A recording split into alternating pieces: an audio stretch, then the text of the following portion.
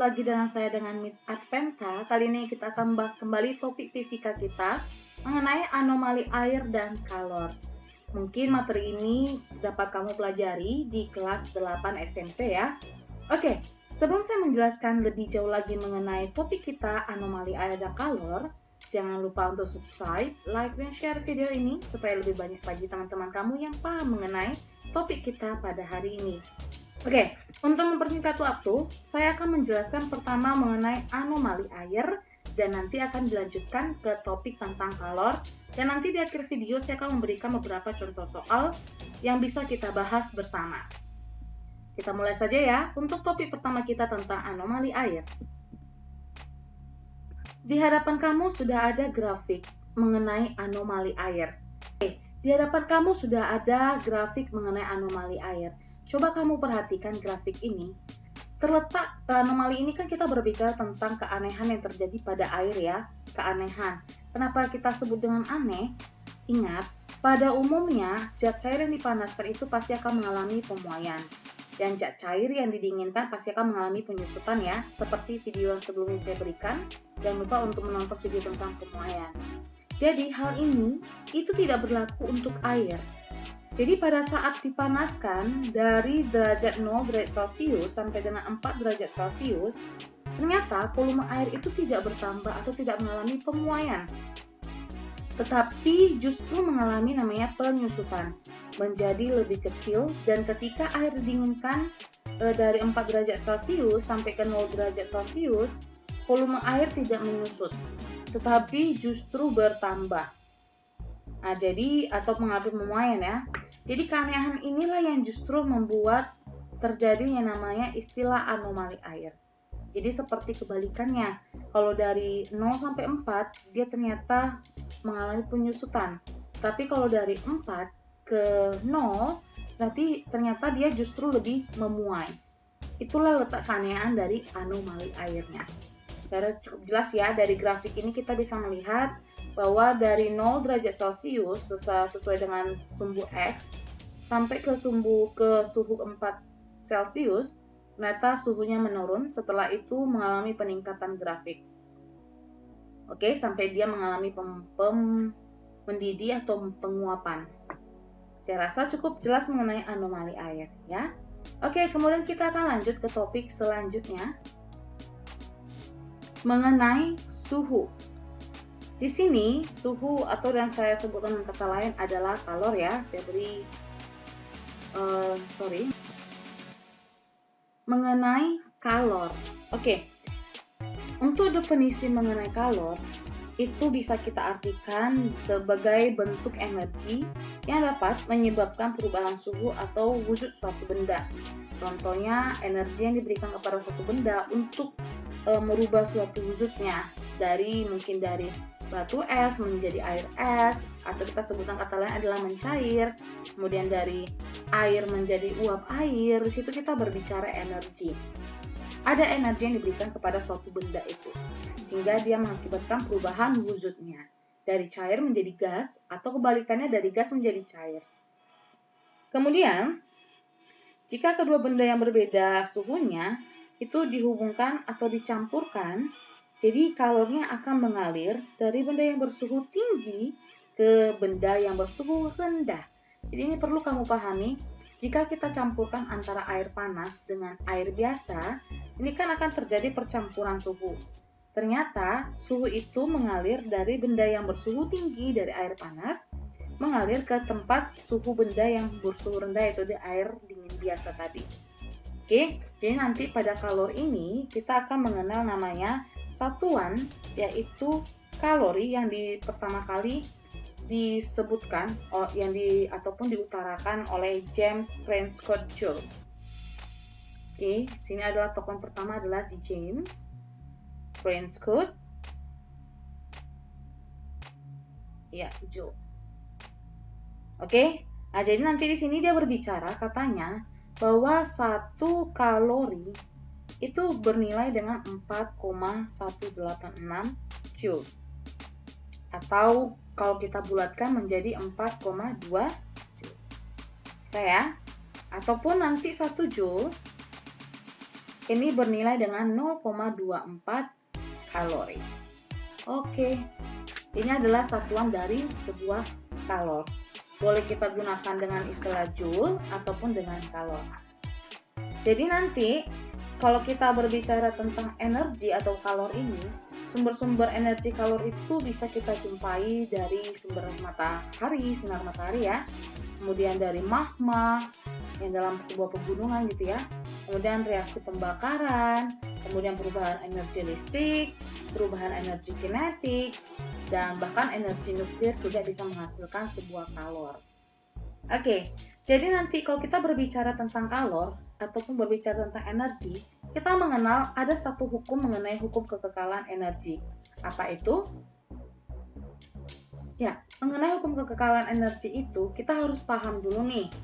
Jika dua benda yang berbeda, suhunya itu dicampurkan atau dihubungkan, jadi benda yang bersuhu tinggi otomatis akan melepaskan kalor. Jadi suhu yang tinggi, oke, saya buat sini adalah suhu yang tinggi, itu akan melepaskan kalor.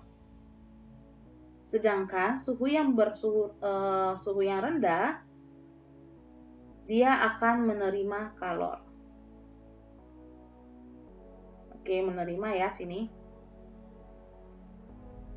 Contohnya tadi seperti batu es dengan air panas. Si air panasnya melepaskan kalor, sedangkan batu esnya itu menerima kalor. Sehingga mencapai suatu suhu yang seimbang. Suhu yang keadaan seimbang ataupun kita sebut dengan suhu campuran. Jadi pernyataan pertama kali ini dikemukakan oleh seorang tokoh yang bernama Joseph Black. Joseph Black. Apa sih kata si Joseph Black ini? Ya, dia menyebutnya dengan azas Black yang berbunyi jumlah kalor yang diterima sama dengan jumlah kalor yang dilepas. Jadi si azas Black ini terkenal dengan hukumnya yang mengenai suhu campuran dari suatu benda yang berbeda temperaturnya. Oke, jadi di sini kalau kita berbicara tentang kalor, jadi kan kalor suatu benda itu bisa naik, bisa turun. Jadi kita akan bahas pertama tentang kalor dapat menaikkan suhu suatu benda. Oke, mengenai kalor yang dapat menaikkan suhu suatu benda ini, kita bisa menggunakan rumus Q sama dengan MC delta T, di mana M ini menyatakan massa benda, C-nya adalah kalor jenis, dan delta T-nya adalah perubahan suhu. Sedangkan Q-nya adalah kalor yang dalam satuan joule. Jadi, besar energi kalor yang nanti diperlukan atau dilepaskan oleh suatu benda, ini sebanding dengan massa, kalor jenis, dan perubahan suhunya. Ini boleh diperhatikan satuannya ya, joule kilogram derajat Celcius, dan Celsius. Jadi mengenai kalor jenis, itu kalor jenis yang dimaksud di sini adalah suatu zat yang dimana jumlah kalor yang diperlukan oleh 1 kg zat untuk menaikkan 1 derajat Celciusnya.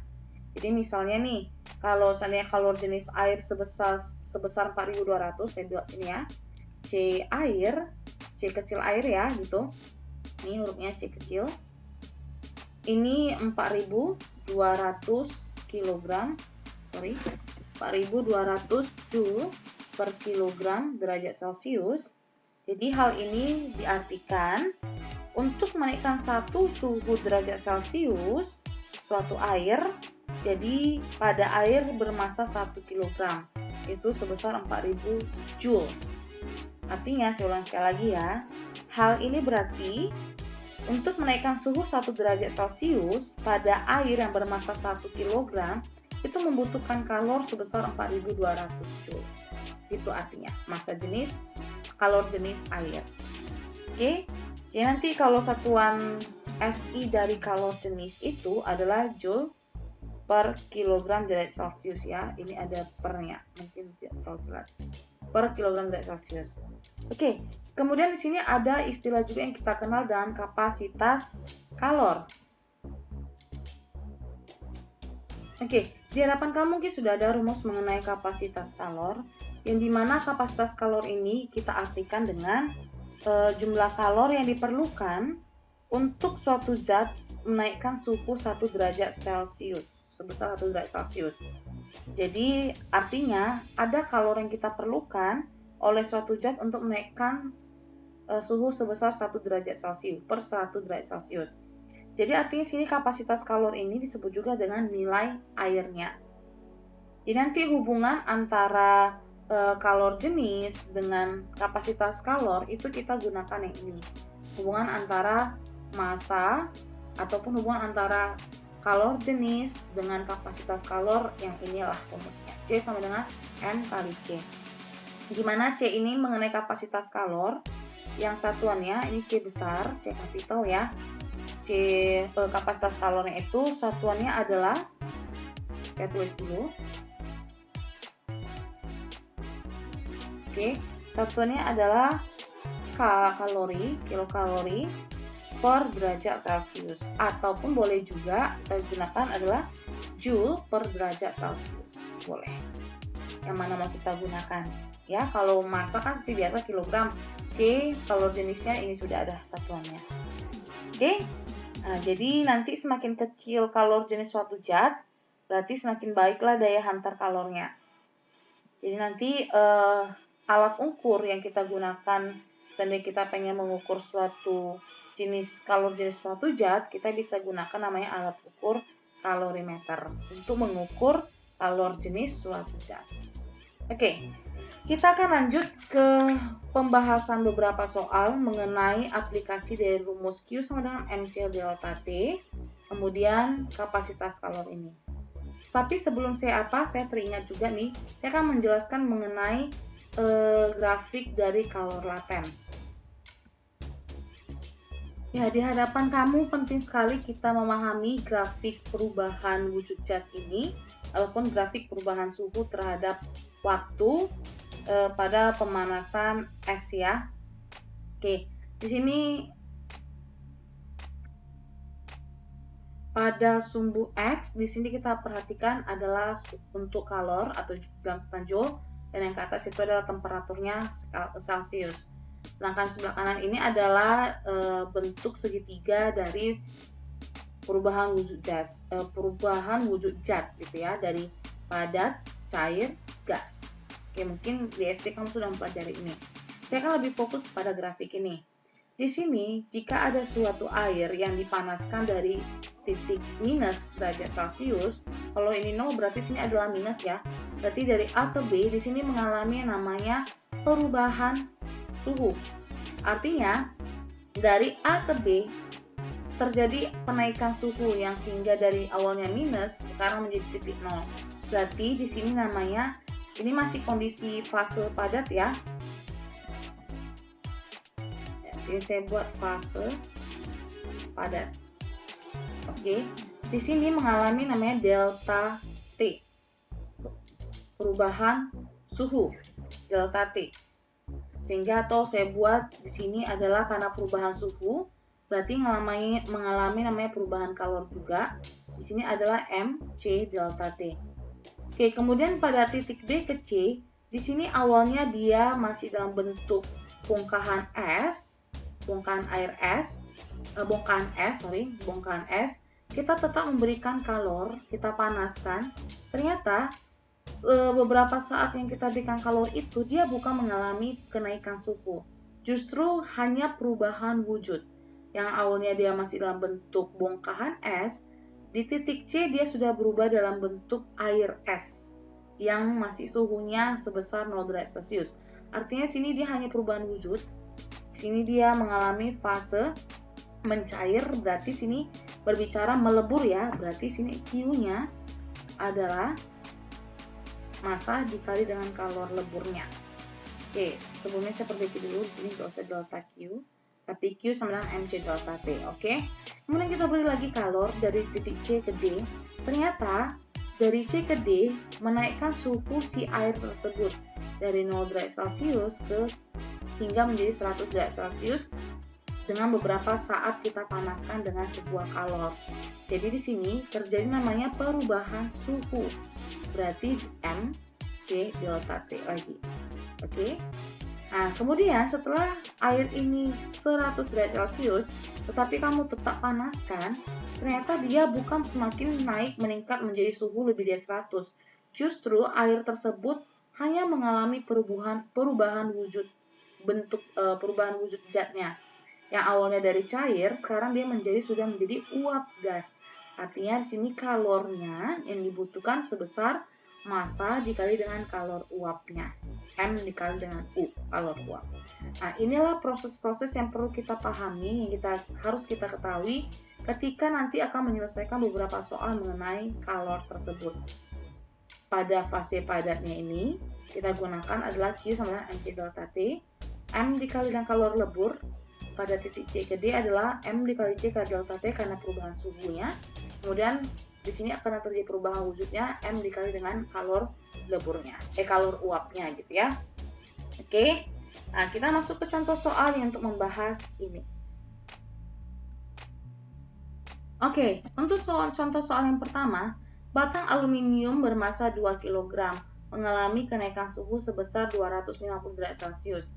Jika kalor jenis aluminium 900 Joule per kilogram derajat Celcius, banyak kalor yang diperlukan pada proses tersebut adalah, di sini kita berbicara tentang kalor, berarti kita buat dulu diketahuinya. Batang aluminium bermassa berarti M-nya sama dengan 2 kg, mengalami kenaikan suhu sebesar berarti di sini delta T-nya, karena kenaikannya ya gitu, berarti 250 derajat Celcius.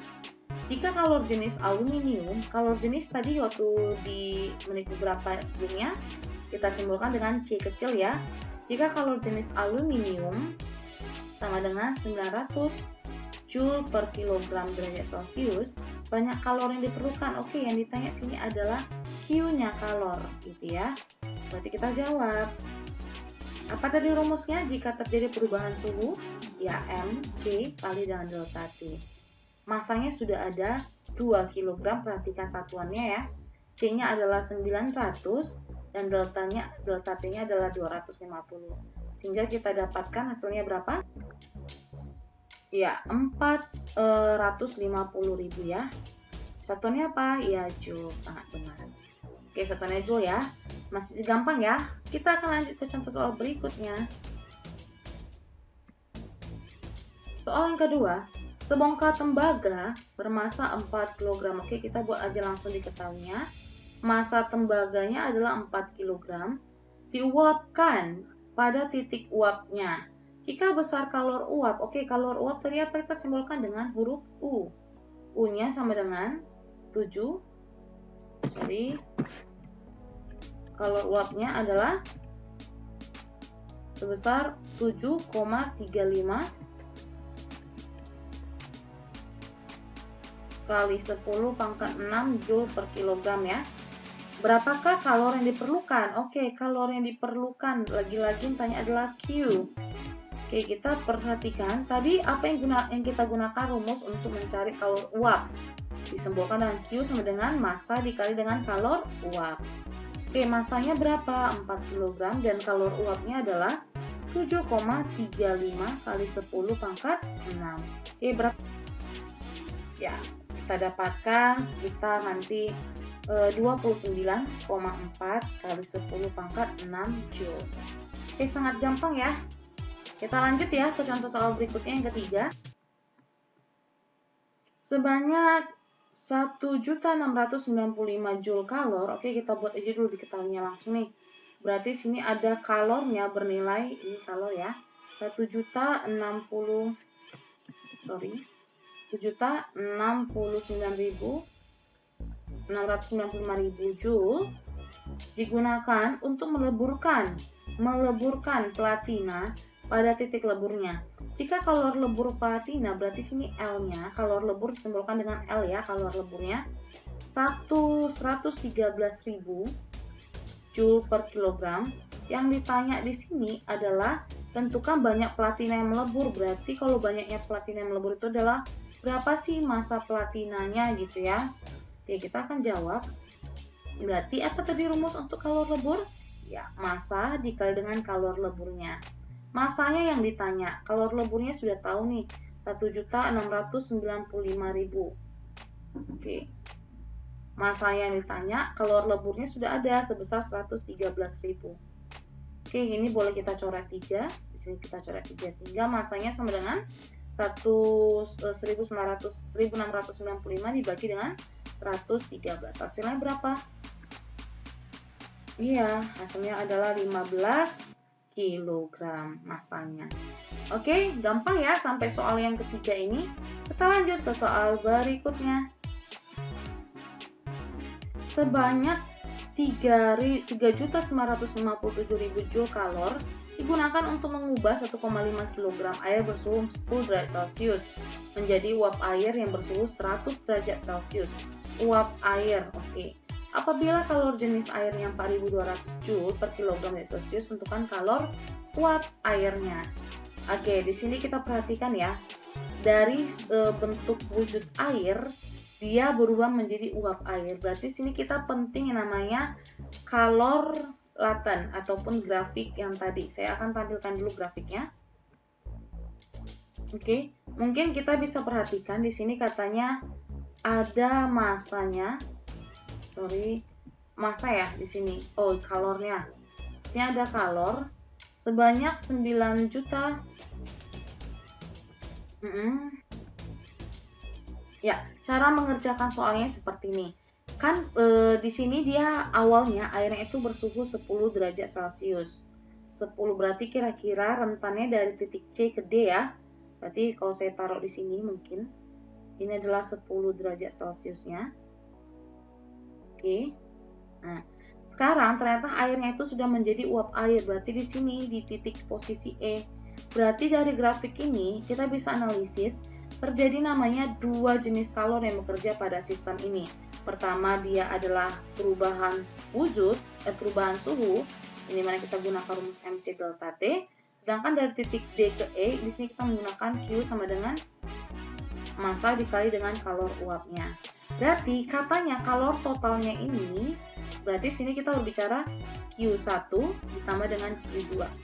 Yang dimana Q1-nya itu bernilai MC delta T untuk bentuk air ya.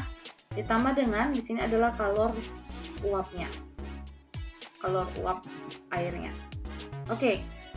Totalnya untuk merubah air sebanyak 1,5 kg ini menjadi yang awalnya suhu 10 derajat Celcius menjadi suhu 100 derajat Celcius tetapi dalam kondisi uap air itu memerlukan kalor sebesar 3.957.000. Nah, jadi berapa sih yang ditanya soalnya itu berapa sih kalor uapnya? Ah, di sini berapa sih kalor uapnya ini? Ya, berarti kalor uapnya itu berapa gitu ya. Berarti M-nya kita masukkan saja, massa airnya itu pertama 1,5 dikali C. C air itu sudah ada sini kalor jenis air sebesar 4.200 ya. Nah, ini adalah C air. Oke, di sini saya buat 4.200. Oke, sorry. Oke, 4.000. Bentar. 4.200. Ya. 4.200. Sini ya. Oke, bentar. Dikali dengan perubahan suhunya dari titik 10 derajat Celcius ke titik D yang sebesar 100 derajat Celcius, berarti kenaikannya adalah 90 ya. Dari sini ke sini itu kenaikannya adalah 90 derajat Celcius. Berarti saya letak hasilnya adalah 90. Oke, ini untuk yang pertama ditambah dengan kalor uapnya. Saya tulis Q uap aja gitu ya. 3.957.000. Seperti ini. Oke, sehingga kita kalikan dapatlah ini kamu kalikan semua berarti 567.000 tambah dengan Q uapnya 3.957.000. Oke, berarti kita dapatkanlah untuk kalor uapnya itu dia Q aja ya gitu ya. Q uapnya senilai 3.957.000 dikurang dengan 567.000. Ya, seperti ini. Oke, kita kurangkan hasilnya 3.390.000. Apa satuannya? Joule. Oke, berarti disimpulkan kalori yang diperlukan untuk membuat air ini menjadi menguap gitu ya, sebesar 3.390.000 joule gitu. Oke. Saya rasa cukup sekian video kita mengenai kalor dan juga tadi di awal tentang anomali air. Di akhir video ini jangan bosan-bosan untuk terus berlatih mengerjakan soal fisika. Karena fisika itu tidak perlu kamu hafal, fisika itu hanya perlu untuk banyak berlatih. Sampai jumpa di video selanjutnya. Bye-bye.